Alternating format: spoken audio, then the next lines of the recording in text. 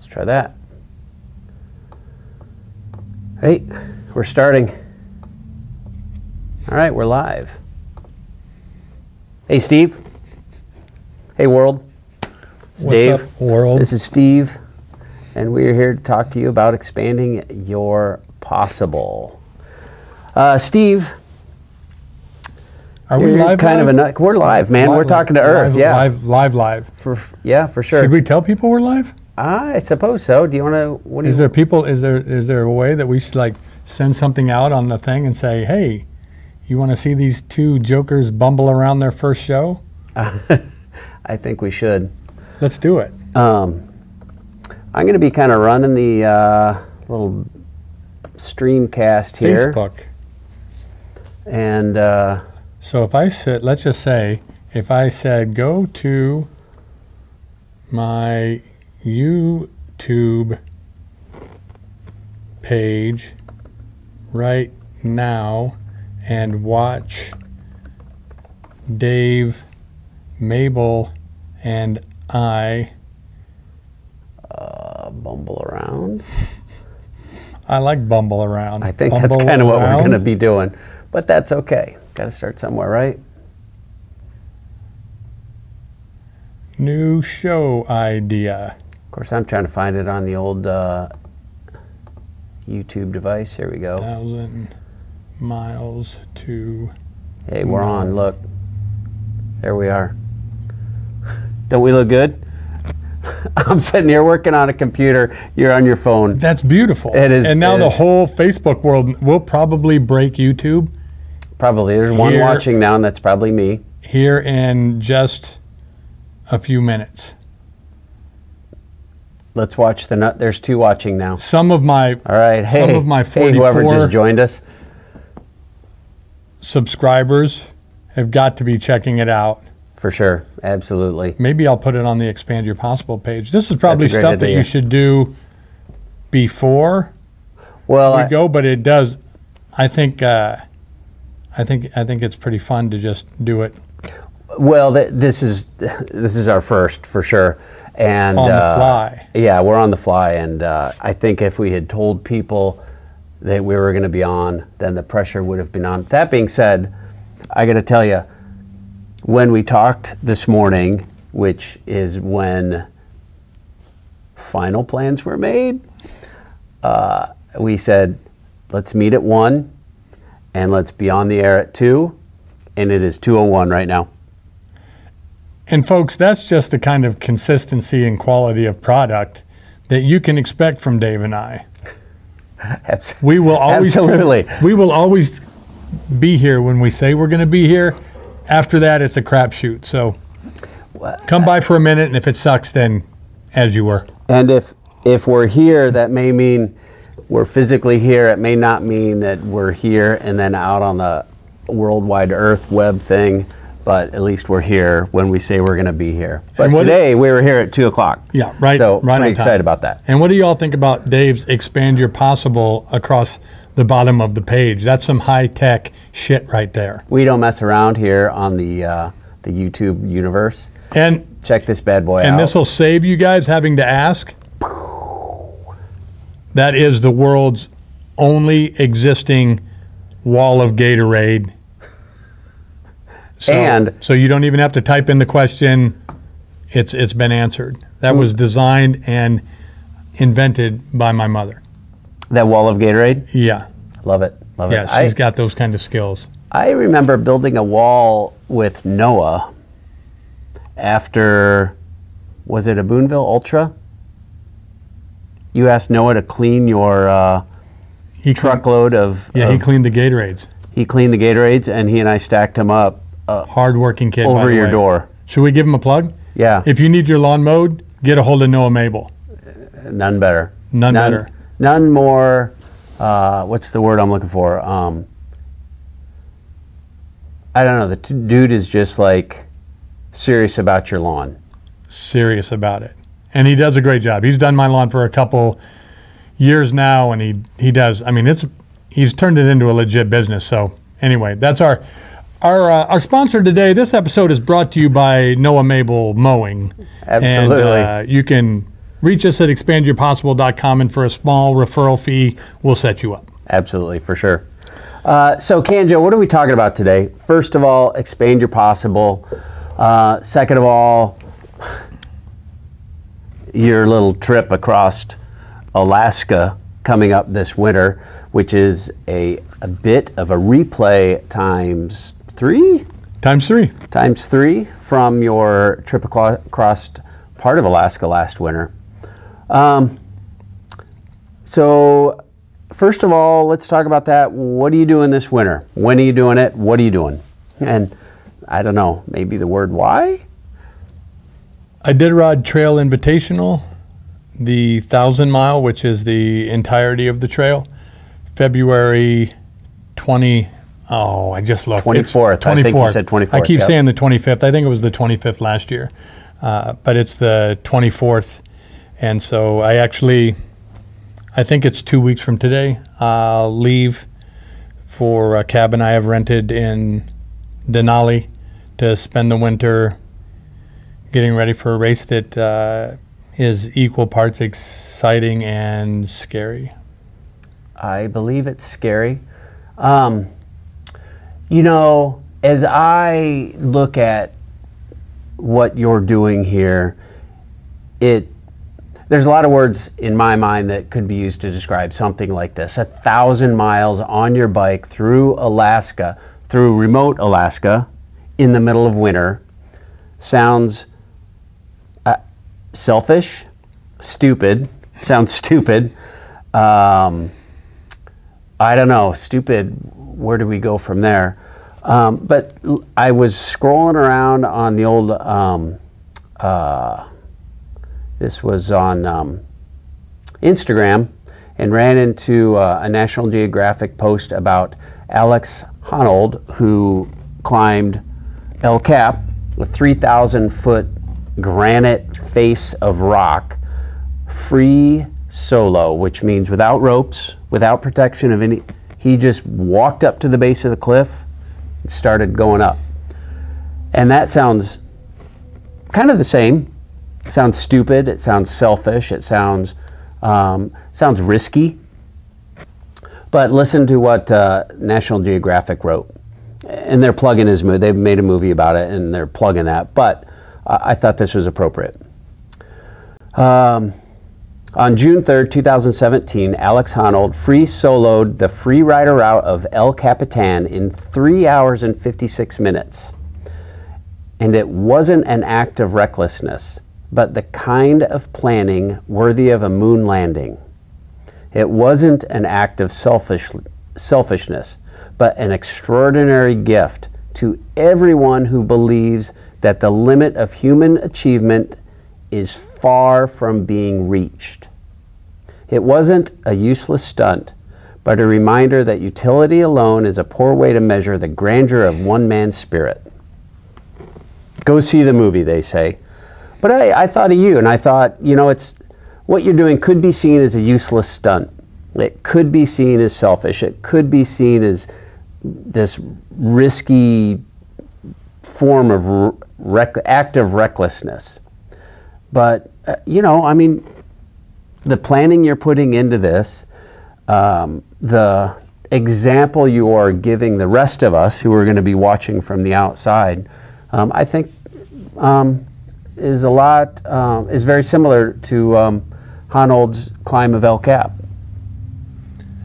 I couldn't agree with you more.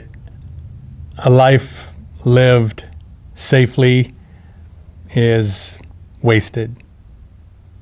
And, you know, what Alex is doing, what limited amount of rock climbing I have done, is years, in his case, a lifetime of preparation. And, you know, if we were to take it, say you go outside and someone says, walk down that sidewalk. You say, okay. Pretty simple. Pretty simple. And then if they were able to take that sidewalk at each of its edges and then drop it 3,000 feet down on each side, And now I said, walk that sidewalk. I'm personally out. Changes everything, but what does it change? It really nothing. Except, nothing other than except up the here. perceived risk in the mind and how you view the task ahead of you. Correct. And so, we've talked about this. The Iditarod Trail Invitational is the only winter race I have done that there is no required gear list. Like, you better not show up if you don't know what you're doing and know what you need. Correct. Right. And so it's a matter of perception for all of us. Many of us that watch this or do this in our tribe, whatever the case may be, you're training for a 100-mile run. Same description: stupid, selfish, reckless. Yeah. But depending where you're observing it from. Right, exactly. And so finishing my first half marathon, it wasn't a matter of money, desire, whatever the case might have been. If you just said turn around and run back to the finish line, I just said no. Because here it wasn't capable. It wasn't possible. And so all of these things, you show up to El Cap in a pair of Chuck Taylors and go, today seems like a good day. I'll give it a shot. Reckless. Right. Selfish. Right. Stunt. All of those things. Alex Honnold, he could go up that thing probably 99 times out of 100. And after the work he did, he could probably go up it with his eyes closed. Every move was memorized. Every move was instinctual by the time he did it without ropes. No doubt. So all of these things and everything we talk about in the Expand Your Possible journey is just that. Where are you? Where can you stretch yourself? And then eventually you're at a place where 6 months, a year, 2 years, 3 years ago, if someone showed you that, you'd say, that's freaking crazy. That's reckless. That's, because you have no vision. But what Honnold said is exactly right. We as human beings seldom scratch the surface of what we are capable. And it's really been one of the great benefits of extreme sports, the Red Bull movement, all of these kind of things, is that these young people doing these type of what look to us insane events, they're only insane from where we're sitting. They've spent hours and hours and days and days and years and years to just, start by going into this, just walking up the ramp or, jumping into a thing of pillows from 5 feet and eventually it's going to be 500. But extreme sports, again, it wasn't that long ago that someone was doing the first 50-foot wave, whatever the case may be, right? And now people are sending, the rate at which the bar is being pushed in human capacity is going so fast now. It's just, there's new records in these kind of things happening all the time. And it's just because of what Honnold said. We're without limit if we get out of the way, right? Right, absolutely. If we get out of the way of our own brain. Yeah, what I'm about to do, if you read books by, about Shackleton or Harry Worsley or those kind of things trying to cross Antarctica, no disrespect to the Iditarod Trail Invitational, but that to them would be a walk in the park. Right. It's perception and the work they had done, and it's why I'm moving there, why I moved there last year and why I'm moving there this year, is so that hopefully the environment out there is one I'm comfortable in, so that the environment and all of that doesn't overwhelm up here. There's people that would have no problem in this environment, but you have to spend you have to spend time in it, right? You got to do your homework.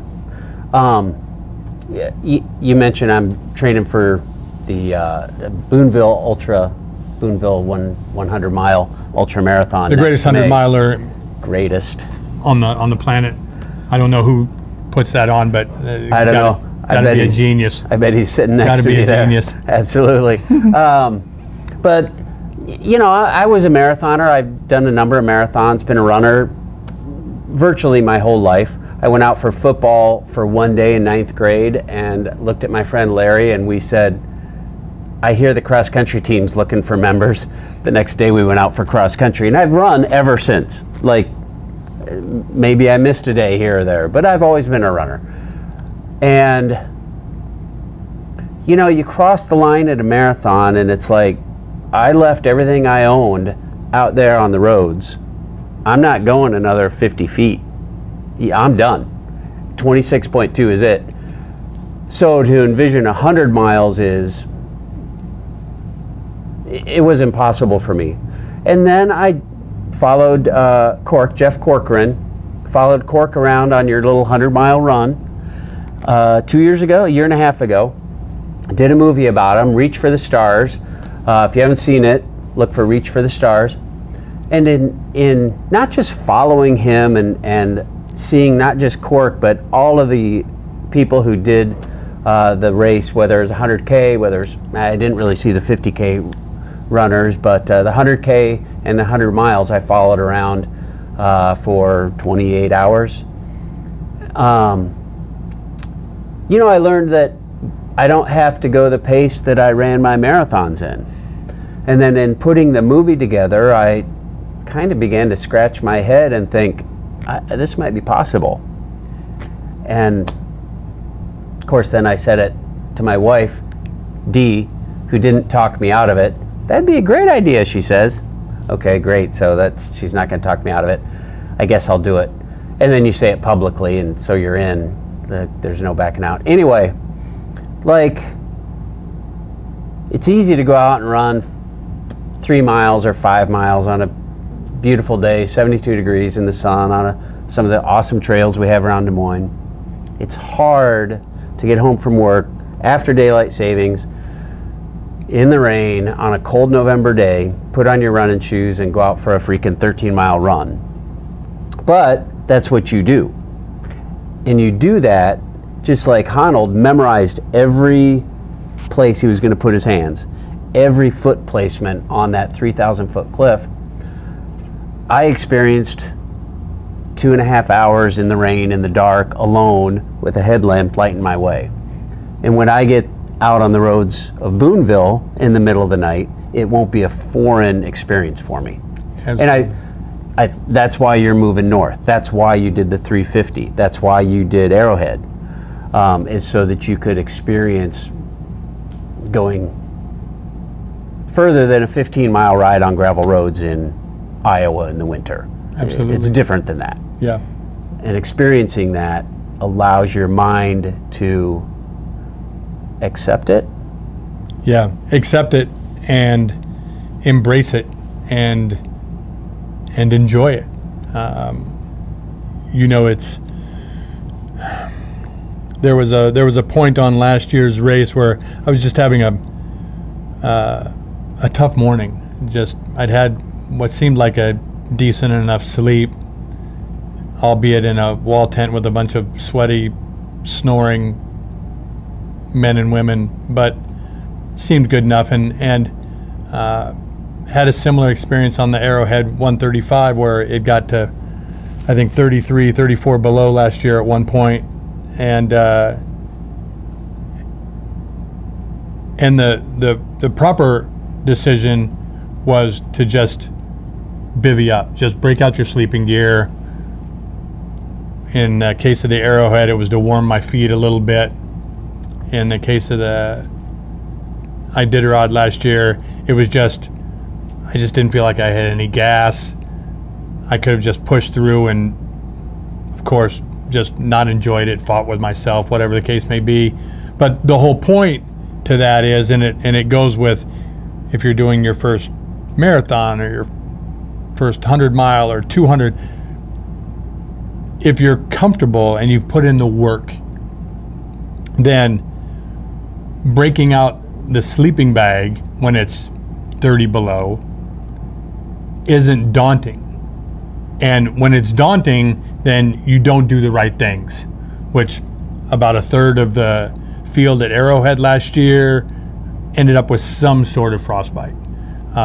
Only a few of them were hospital kind of frostbite, but still. And I would say the reason for some of those anyway is just because they had the gear, but they hadn't used it enough, or they weren't comfortable enough to just do what they should. And it was enjoyable. It was fun. It was great to just be able to pull off the side of the trail in the middle of Alaska, nobody around, and get in my sleeping bag and fire up my stove and make some breakfast and eat that breakfast all nice and cozy in this wild place, and just go to sleep and just say, when I wake up, I'll feel better and I'll go about it. And the same thing, you know, if it's a gravel race, your first 100 miler or 200 miler, or, you know, the run that you're talking about, you know, if you've trained in the rain and you've been in that, Spotted Horse is a perfect example this year. It was cold, rainy, not terribly windy, but some people would think like, that was horrible. I can't wait to get out of here. This isn't why I came here. And I doubt I was the only one that loved it, you know, because you've trained in it, you have the right gear. You go to Alaska, I mean, everybody there, or anybody that's in this winter game playing these, it's cliche, but it's so right. There's no such thing as bad weather. There's just bad gear choices. Right. And with the right gear, no matter how wild, and I would actually say the wilder the better, the conditions, if you have the right gear, man, there's nothing better than being in that storm and being at peace and even excited about it coming. You mean a storm like this? Talk us through that day.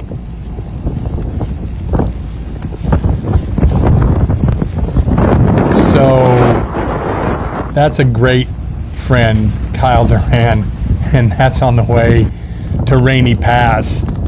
We sat out the night before so as not to go over the pass in that storm, but it was maybe, I don't know, 5 or 10 below zero, and you can see that wind's going 40 or 50 miles an hour. You were fighting for every step. But I still had my heaviest parka in my back bag, and so, you know, there was an intensity to it. It was incredibly challenging physically, but, you know, I'd been not in a storm quite that gnarly, but I'd been in one similar in training with a buddy, Kevin Breitenbach, in Alaska, and at night, and man, it scared the crap out of me. So I'd been in that, and so it's one of my fondest memories of the whole race. Even as I mean, I don't know if you're on the edge, but you're pretty close to it in a situation like that. It looks like you're on the edge, for sure, for sure. You know, I've got some images that we could kind of scroll through here, and these are not all taken by you. I don't think you were in a helicopter that day, but oh, man. Just kind of describe the experience. Last year you did 350 miles. You've got 3 times that this year. Talk about, as you watch these photos scroll through. It puts a huge smile on my face. It's the most honest place I've ever been. Alaska's going to be Alaska, and if you do things the right way, you get all its treasures, and if you skip steps or don't do your work, then it has no conscience. It's gonna put you in the dirt. But man, you know, there's just, hopefully everybody has that place where they can go, where they put their feet or lay their head at night, and they just are completely alone, and yet at the same time a part of everything. And that's what Alaska is. That's what this race is. It looks, first of all, beautiful. Every one of those pictures is breathtaking. Spectacular, man. Do you savor that when you're out there, or are you thinking about, I gotta get to the next cabin, No, where's man. my next meal? No, it's again, being out there, that trail is where I can dump everything. You know, when it just doesn't matter. If it's something I brought to the trail, I can dump it there, and I do. And when there's times where this or this start to go, you know, again, I give it to the trail. You know, I know there's people before me that have walked these steps, that have biked these steps, that have got to Nome. So I know it's possible. And so, you know, when those doubts come for whatever reason, I give them away, because at my very best on that trail, there is no sense of time. You know, there's just so many times during the day. I mean, I cried into my goggles, mostly out of joy, so many times, because I mean, you look around, man, and it's, you know, after a day on that trail, there's a chance you won't see anybody for an entire day, you know, until maybe you get to a checkpoint, or maybe you go here, and how often do we get that opportunity in our lives to Zero. I mean, really, really disconnect, you know? It's super rare. Other than that little blue dot, which people can see where you are. I mean, nobody in the world knows where you are, you know, and Alaska kind of gets to decide how it goes, and there's a real freedom in that. Jay Petterberry, he said it a lot at his race that he puts on called the Fat Pursuit, where he would look at his bike and he would look at us, and it's an incredibly challenging backwoods test in Idaho in January, and he would just look at his bike and he'd say, you know, no matter what happens, everything you need is right here. And man, you could just feel it when he said it. He had a connection to that bike and to that gear. He knew, like, there was nothing that could happen out there that he couldn't handle. It was all right there. And you know, as I continue to go that journey, I get a little bit more of a sense of that. I mean, he's a legend in our sport, right? But I get more and more a sense of that the more that I put that. And so then it's just a dance, man. You're just out there. You've got everything, and if Mother Nature gives you a storm like that, you say thank you. If she gives you clouds and, you know, snow, then you say thank you. If she gives you a bright blue sky and hard trails and you're making 8 miles an hour, you know, I probably say thank you even more, even though it's really not the biggest gift. The biggest gift are the days where you're really challenged. That's where you really get to find out, you know, who you are. Some of those pictures, the one with the 3 bikes and those guys are had to kind of bivvy and make their own snow wall. Those guys got stuck in, I think it was 3 foot of snow over 3 days. They didn't put their leg over their bike once. They pushed their bikes for 3 days straight. You post holing for 2 or 3 minutes till you're exhausted. You go to the back of the line. The next guy breaks trail, and that's all we do for 15, 16 hours a day. Now, at the time, I doubt they would say thank you. But I bet that those 3 days are the days that they talk about most around their friends.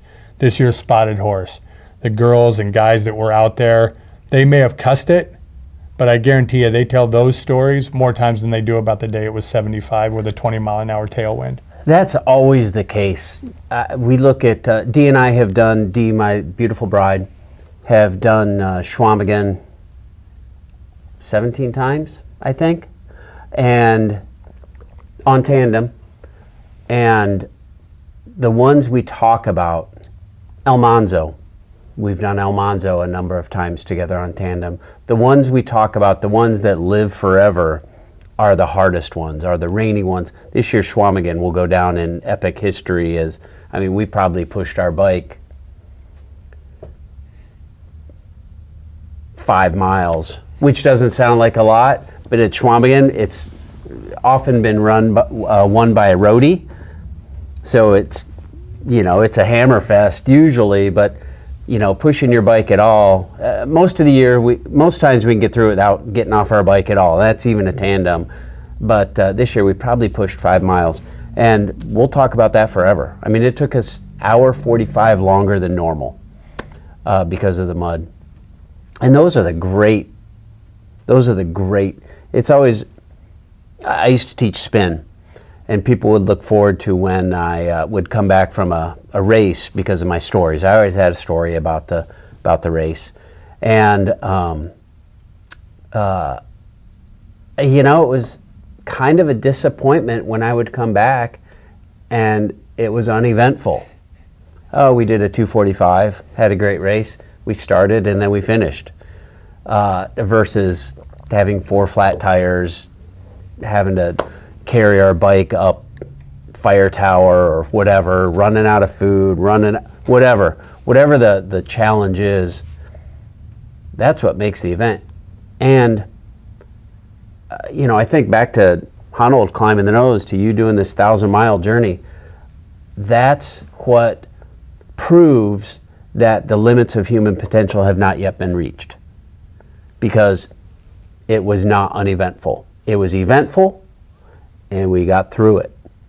Correct. JP, everything I need is on my bike. So if it's eventful, I got it. Yeah.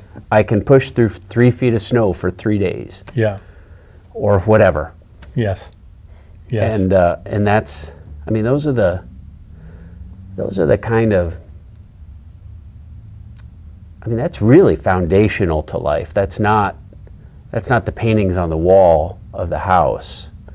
I mean, that's foundational. It's the real stuff. It is the real stuff. The expansion, everything we're going to talk about here, share. I mean, we'll be sharing gear. We'll be sharing stories. In another 2 or 3 weeks, we'll be doing this from Alaska. If we're lucky, we'll be doing a movie. I mean, all of this stuff is about getting out of your comfort zone, just like we talked about at the start. You know, a life lived safely is a wasted life, period. We did a movie about the Boonville Backroads Ultra, and I spent a lot of time interviewing both you and Cork. And you talked about, actually this is where the name of the movie came from, but I've got a clip here of talking about that, you talking about that exact thing, and I don't know, should we end on that? Let's do it. All right. I'm in. Any chance I get to see that sexy bald man, I'm in. He is a sexy bald man. By the way, I've always said I've got a face for radio and I've got a voice for print. So, sorry. Canjo, same? Mm-mm. Absolutely not. You've got. I'm a handsome, well-spoken devil. Just ask me. I'll tell you all about it. He will, for sure. We'll be back after this and go from there. So this is Canjo talking. That was a good opening.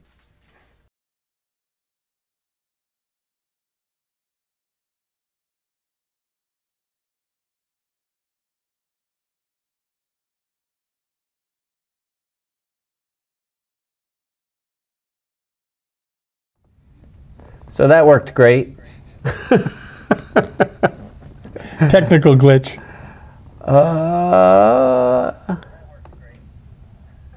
Yeah. Okay, we'll come back to that at a future thing. Beautiful. Yep, for sure.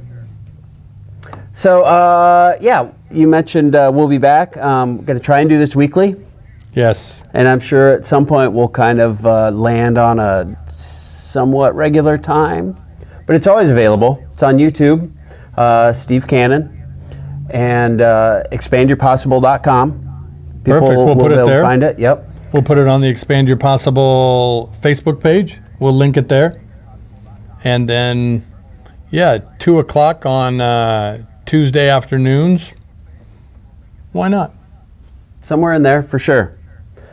So, I don't know, for our first little foray. Let's get some feedback, because this is going to be 16, 18 weeks. So drop some comments. What would you guys like to see more of, less of? You want it to be more informational? You want us to share food tips, gear tips, equipment? You want us to take you out on the trail and meet all the dogs on the dog farm I'm going to be living in? Anything you want to see or hear, then drop it in the comments. I think we have plans to cover everything, maybe even have some different guests on. I'll be at JP's race. We'd love to get JP and maybe his wife Trace as well. They're both superstars in the cycling, great people. So I think we'll throw some guests in there. I'll be up at Arrowhead 135. Knock on wood. We'll make a movie out of this thing and of the race, and so we'll be talking about that more as well. So this is week 1 of 16, and sometimes they'll be shorter, sometimes they'll be longer, whatever. But we'd love to keep it interesting. And if you think we've been going too long, then tell us that too, and we'll shoot for 15 minutes at a clip. But if it's been good, and so it's your show. We'll just drop whatever we can on this incredible journey. And like I said, just the 22nd, I'll be in Alaska. So we'll be showing you some incredible sights and videos every week. Awesome. Looking forward to it. Thanks for checking in. This is Dave Mable, Steve Cannon. Go big. Go Dream big. Expand your possible.